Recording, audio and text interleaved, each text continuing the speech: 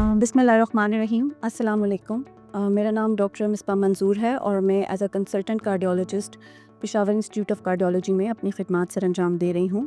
Peshawar institute of cardiology نہ صرف nation بلکہ انٹرنیشنل لیول پر بھی مختلف دل کی بیماریوں کی فیلڈ میں اپنا لوہا منوا چکا ہے۔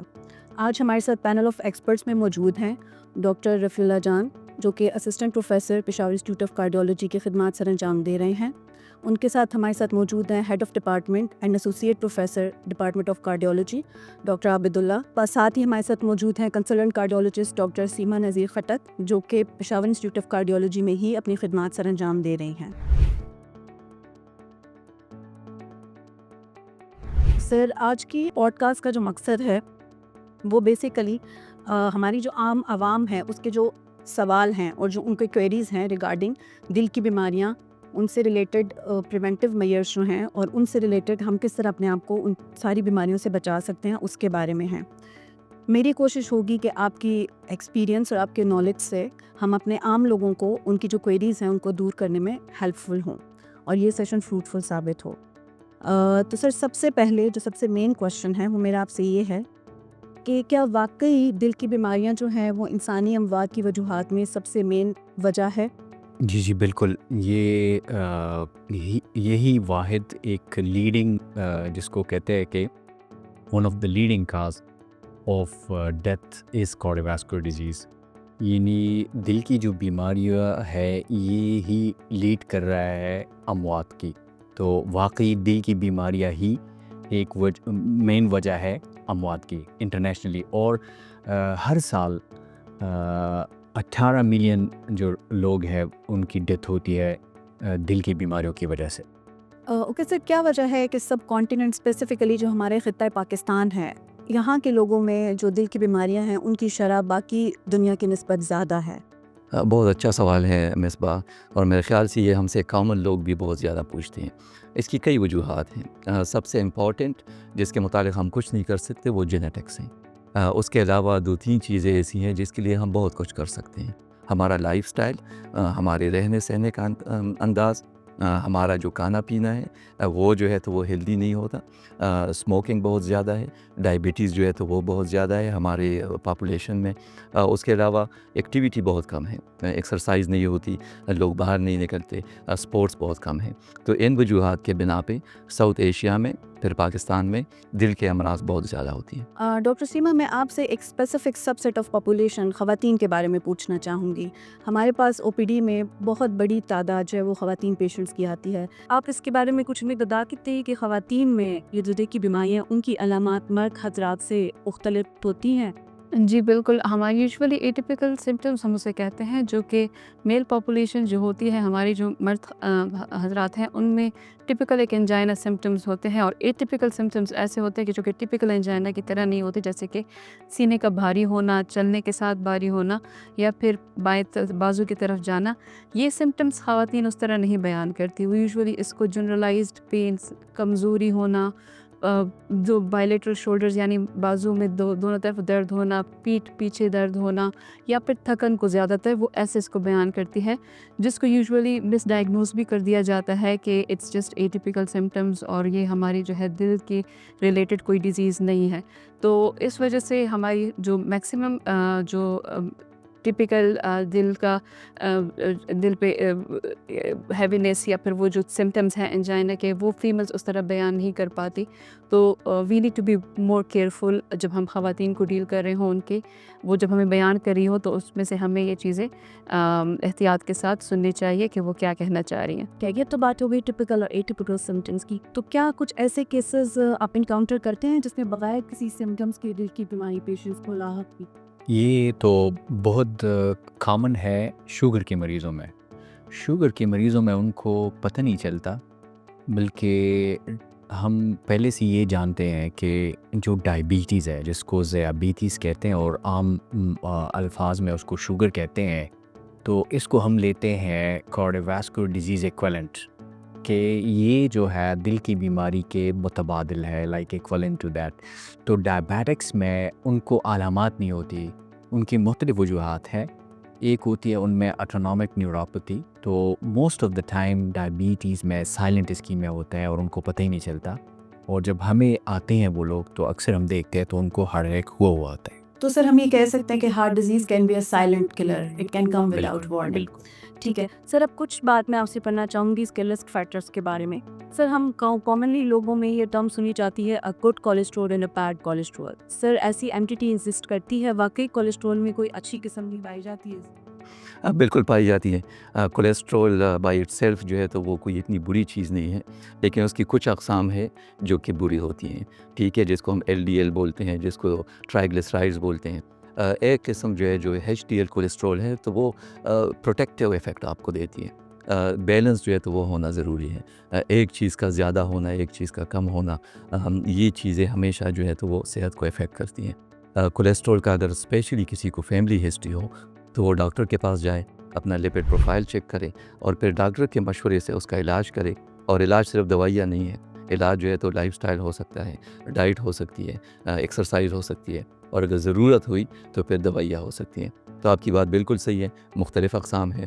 اس کی انٹرپریٹیشن کے لیے آپ کو ماہر کی ضرورت ہوتی ہے جو آپ کو بتائے کہ آپ کا کون سا کولیسٹرول زیادہ ہے اور آپ کو کس علاج کی ضرورت ہے۔ سر آپ نے بات کی رسک فیکٹرز اور ڈائٹری ماڈیفیکیشنز اینڈ لائف اسٹائل ماڈیفیکیشنز کی، اس حوالے سے میں ایک سوال یہ کرنا چاہوں گی کہ سگریٹ نوشی، اسموکنگ، یہ بہت کامن ہے آلموسٹ آل ایج گروپس ہمارے اسپیسیفکلی ہمارے کنٹری میں۔ تو آج کل جو ہمیں ایک comparative alternatives, healthier alternatives suggest کیے جاتے ہیں سگریٹ نوشی کے، یہ ای سگریٹس اور باقی چیزیں، تو کیا آپ سمجھتے ہیں کہ یہ واقعی میں ہیلدیئر الٹرنیٹیوز ہیں، یا یہ واقعی میں ہمیں دل کی بیماری سے بچا سکتے ہیں اگر ہم ان کو سگریٹ کی جگہ پہ یوز کریں اپنے ڈیلی لائف اسٹائل میں؟ بالکل روکنا جو ہے تو وہ ہمارا مشورہ ہوگا۔ ای سگریٹس، ویپس، اس کے بہت نقصانات ہیں۔ ہماری طرف سے پروفیشنل ایڈوائز ہمیشہ یہ ہونی چاہیے، نو اسموکنگ، وہ سگریٹ ہو، وہ ای سگریٹس ہو، وہ ویپس ہو، none of them is safe and no one should be using. ایک اور بڑا کامن ہمارا پرابلم ہے amongst all the age groups, stress and anxiety and tension, depression. This is something جس سے ہم آلموسٹ کسی نہ کسی لیول پہ سب لوگ فائٹ کر رہے ہیں۔ اسٹریس، انگزائٹی، ڈپریشن، اس کا کتنا رول ہے دل کے آڑنے میں؟ بالکل اسٹریسفل لائف، آپ کی جو سلیپ ڈپریشن ہوتی ہے، آپ پراپر سلیپ کا نہ کرنا، اور stress induced cardiomyopathies, this is very common among female specifically, میں یہ کہوں گی، کیونکہ ہماری سوسائٹی میں جو پرسنٹیج ہے وہ فیمیلس میں اسٹریس اور ڈپریشن اور اس کا زیادہ ہے، لیڈنگ ٹو جس کو ہم کہتے ہیں یوزلی بروکن ہارٹ سنڈروم ہوتے ہیں، یا پھر ہمارے پاس اسٹریس انڈیوسڈ کارڈیومایوپیتھیز ہوتی ہیں، یا پھر in return they become hypertensive. So stress is a very important risk factor جس کو ہم یوزولی اگنور کر لیتے ہیں۔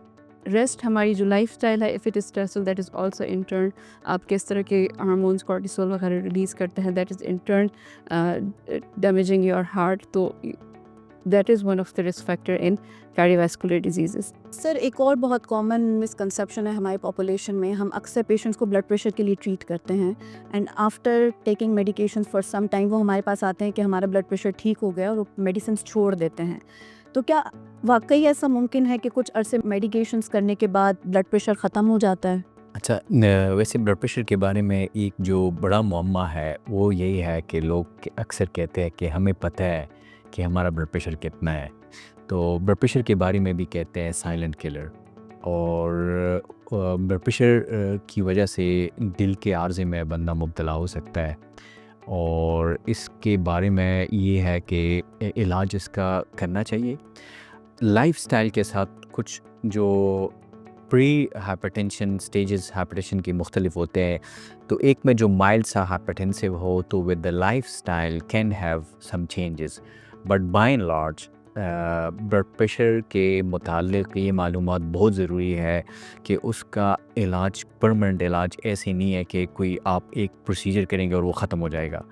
اس کا چیک اپ ہوتا ہے، اس کے ٹارگیٹس ہیں کہ جو اچیو کرنے ہوتے ہیں ان ٹرمز آف فگرس، اور اس میں دوائیوں کا بڑا رول ہوتا ہے کہ مریض نے دوائی پابندی سے لینی ہے، اور جو بلڈ پریشر کے ٹارگیٹ ہے وہ اچیو کرنے ہیں، وہ اچیو کر کے دل کے عارضے میں مبتلا ہونے سے بھی بچ جاتا ہے، اور جو کارڈیوواسکولر ڈیزیز کی اموات ہے اس میں سے فالج بھی آتا ہے، جو کہ one of the cause is hyper tension. تو اس لیے اس کے بارے میں معلومات بھی بہت ضروری ہے، اور ٹریٹمنٹ بہت ضروری ہے. And there is no cure for it except very little percentage of patients who have secondary hypertension. In that case, you can treat it. سر ہماری ینگر جنریشن کا ایک بڑا مہمہ یہ بھی ہے کہ erratic eating habits, energy drinks, high intake of caffeine بہت زیادہ یوز کرتے ہیں.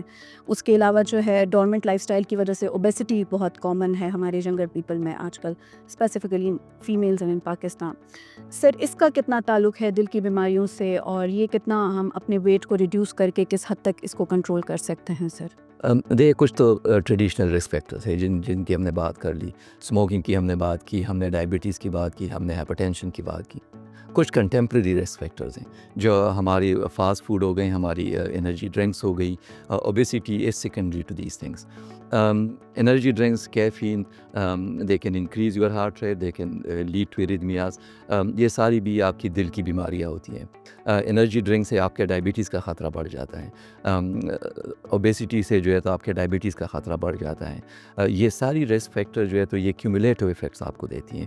آپ کے اگر جینیٹکس میں پہلے سے کارڈیو واسکولر ڈیزیز ہے اور یہ رسک فیکٹرز ان کے ساتھ اکٹھی ہو جاتی ہیں تو آپ کا خطرہ جو ہے دل کی بیماریوں کا وہ دگنا ہو سکتا ہے، 3 گنا زیادہ ہو سکتا ہے. تو جو کنٹمپریری ہمارا لائف سٹائل ہے، sedentary life style, fast foods, energy drinks, یہ جو ہے تو بہت بڑی وجہ ہے کہ جو کارڈیو واسکولر ڈیزیز کا ایک پینڈیمک آ رہا ہے، اس کی ایک بڑی وجہ جو ہے تو ہمارا لائف سٹائل اور sedentary life style, lack of exercise اور انرجی ڈرنکس، ڈیفینیٹلی یہ چیزیں ہیں. سر ہماری یہ جو ینگر پاپولیشن ہے اس میں آج کل یہ ایریٹک ایٹنگ ہیبٹس، انرجی ڈرنکس کا استعمال اور بہت زیادہ ڈورمنٹ لائف سٹائل ہے. اس کا کتنا تعلق ہے دل کی بیماریوں سے؟ بیکاز جیسے کہ ہم نے پہلے ڈسکس کیا کہ ینگر پاپولیشن آج کل بہت افیکٹ ہو رہی ہے، تو اس ایشو پہ آپ تھوڑا روشنی ڈالیں. بہت ریلیونٹ کویسچن ہے مصباح. دیکھیے جس طرح ہم نے بات کی کچھ ٹریڈیشنل رسک فیکٹرز ہیں دل کی بیماریوں کے لیے، اس میں ڈائبٹیز ہے، جس میں ہائی بلڈ پریشر ہے، اسموکنگ ہے. کچھ کنٹمپریری رسک فیکٹرز ہیں جو پہلے زمانے میں نہیں ہوتی تھی، ابھی جو ہے تو وہ بڑھ گئی ہیں. اس میں سیڈنٹری لائف سٹائل، لوگ جو ہے تو ایکٹیویٹیز کم کرتے ہیں. اس میں جو ہے تو ہماری کھانے پینے کی عادات، fast foods, energy drinks, excessive caffeine, اس کے علاوہ اسموکنگ. تو یہ ساری چیزیں جو ہیں تو یہ کنٹمپریری رسک فیکٹرز ہیں. ان میں سے ہر ایک کی جو ہے تو اپنی بھی کنٹریبیوشن ہے اور پھر ان کی ایک کلیکٹیو جو ہے تو وہ رسک کو بڑھاتی بھی ہیں. آپ کی یہ جو انرجی ڈرنکس ہوتی ہے آپ کا ہارٹ ریٹ بڑھاتی ہیں، آپ کے جو رگیں ہیں ان میں ٹینشن کو بڑھاتی ہیں، تو الٹیمیٹلی وہ آپ کا بلڈ پریشر بڑھا سکتی ہیں. اس کے علاوہ جو ہے تو وہ ایریتھمیا، جو ارریگولر ہارٹ ریدم ہے وہ ہو سکتا ہے.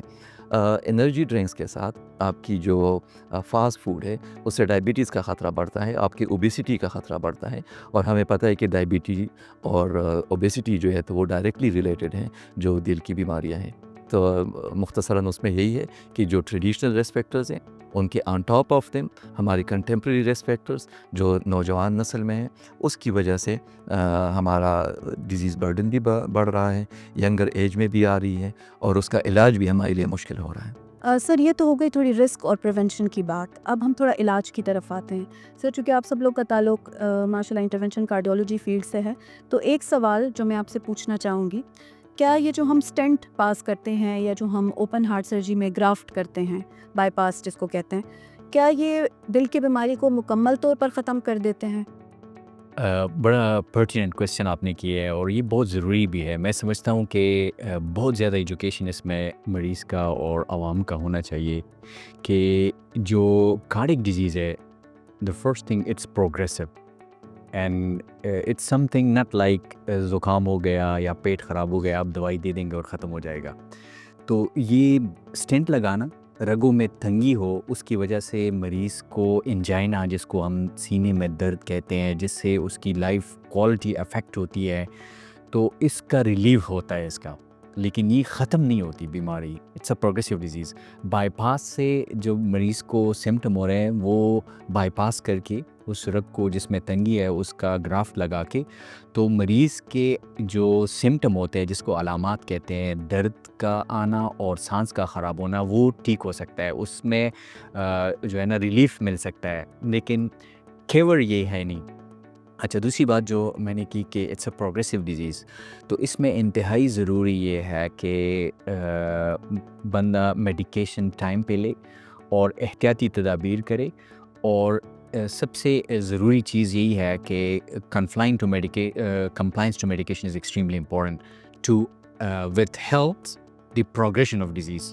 So یہی میں بتانا چاہوں گا کہ اٹس ویری امپورٹنٹ کہ یہ میسج ہمارے عوام کو جائے کہ کیور اس کا پرمنٹ کوئی نہیں, it's a progressive disease, but stents and bypass can relieve the symptom. اچھا ڈاکٹر سیما, تھوڑا سا آپ کا اس کے بارے میں خیال جاننا چاہوں گی کہ کارڈک فیلئر جو ہے, جس کو عام الفاظ میں دل کی کمزوری کہا جاتا ہے, کیا کوئی ایسے ادویات یا ایسے تدابیر ہیں کہ ایک بار جب یہ مرض لاحق ہو جاتا ہے تو اس کے بعد اس کو لمبے عرصے تک ہم کنٹرول کر سکیں کسی طرح سے؟ جی, ہارٹ فیلئر ایسے ایک وہ ہے جس کے کازز مختلف ہو سکتے ہیں, جس میں آپ اسکیمک ہارٹ ڈیزیز یا پھر ڈائلیٹڈ کارڈیومیوپیتھیز, کچھ انفیکشنز اور کچھ اس کی وجہ سے. لیکن ایک بار جب آپ ہارٹ فیلئر کے سمٹم بن جاتے ہیں تو ہم نے 4-5 اس طرح کی میڈیسنز ہیں جس کی وجہ سے ان کی جو مورٹیلٹی ہے یا ان کی جو وہ ہے وہ ہم زیادہ کر سکتے ہیں, زندگی کی جو لائف سپین ہے وہ ہم زیادہ کر سکتے ہیں. اس میں جیسے بیٹا بلاکرز ہو گئے, SGLT2 انہیبیٹرز ہو گئے, ارنیز اور ACE انہیبیٹرز, یہ کچھ 4-5 دوائیاں ہیں جو کہ بہت ضروری ہیں.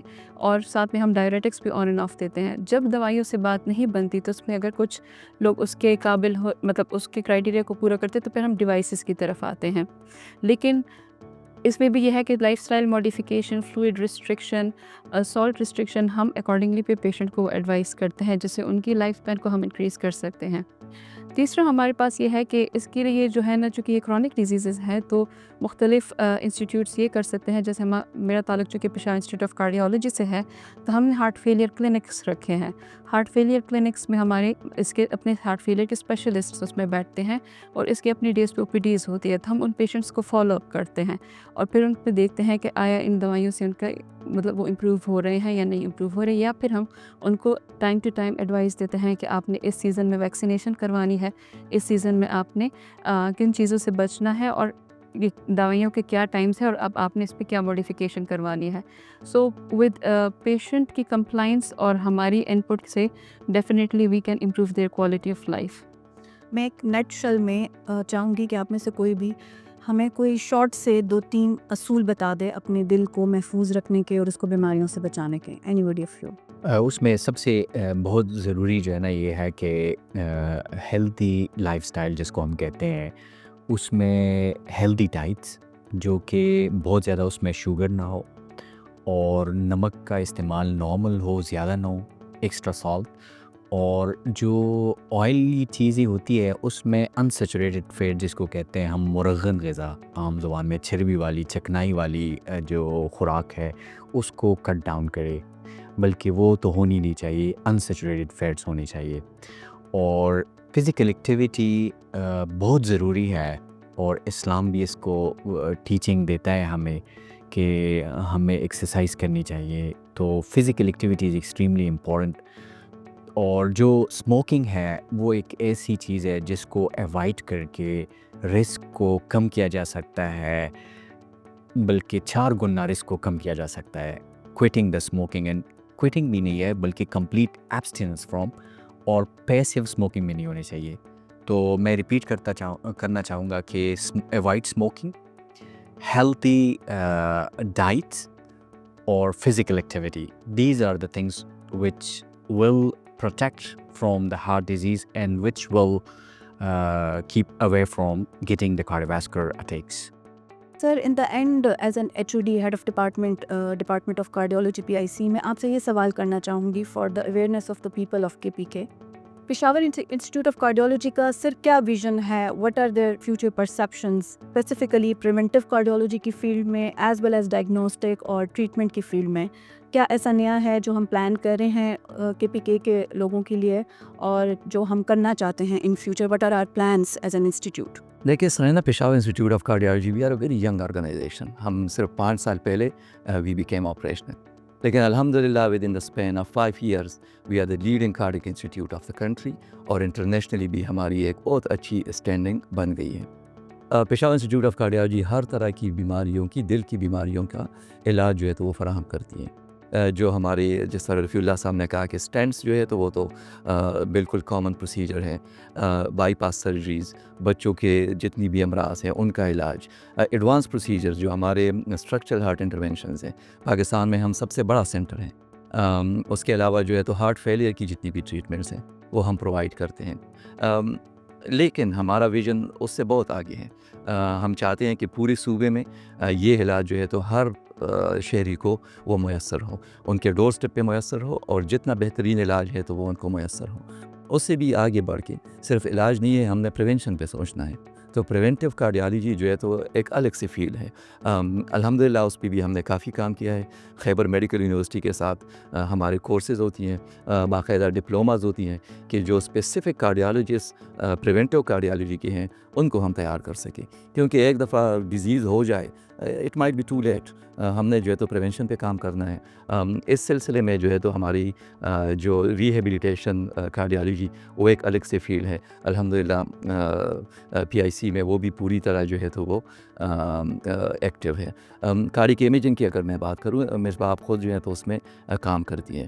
کارڈک CT اور کارڈک MRI KPK میں ہم لیڈنگ سینٹر ہیں. وہ بھی ڈیزیز پریونشن میں، ارلی ڈیٹیکشن میں اس کا ایک بہت بڑا رول ہے.